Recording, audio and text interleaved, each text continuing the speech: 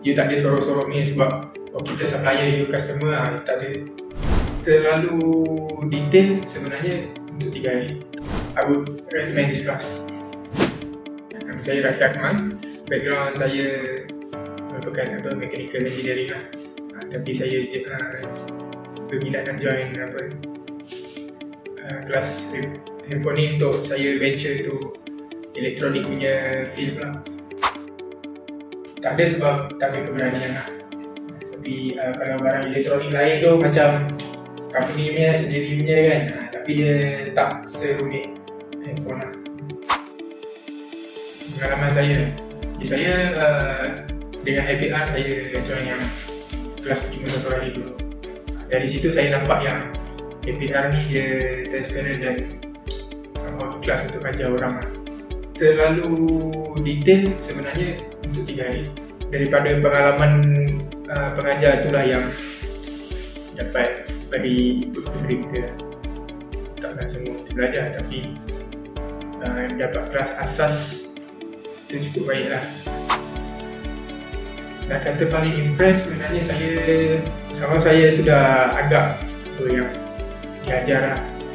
Cumanya ada certain prosedur tu yang sebelum ni kita tak tahu, kita tak pernah expose. Contohnya macam buka kelas kan, macam soldering. Kita pernah tengok dekat YouTube, tapi sebenarnya ada teknik-teknik yang hanya orang berpengalaman saja yang tahu, dan dia beri input kat kita macam tu lah.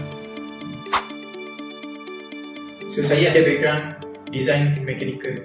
Maybe saya sampai satu tahap saya create saya punya produk sendiri. Ikut orang lah, dia mungkin dia belajar smartphone saja, tapi saya sebenarnya nak lebih kepada elektronik. I would say 7.5 or 8 out of 10. Jadi APR buat saya ni sangat transparent. Kita tanya you kenapa you buat macam ni, apa semua pun tak kena ikut ilmu lah. Apa-apa trik or macam tips you bagi tahu semua. You tak ada sorok-sorok ni sebab kita supplier, you customer, tak ada nak sorok, tak ada, you tak ada. Itu bagus. I would recommend this class. Kalau dia betul minat saya, kalau dia rasa dia macam ada satu urge untuk dia improve diri dia, tambah skill, reskill and upskill, then saya akan I would recommend this class.